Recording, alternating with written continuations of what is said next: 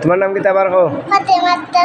মাশাআল্লাহ, খুব সুন্দর নাম। তুমি একটা গজল কও ভিডিওর, দেখেন ও তো লাইট জ্বলার ভিডিওর কও।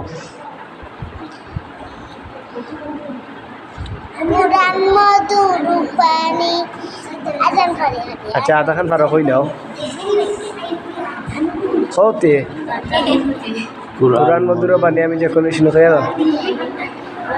এই মাখন তো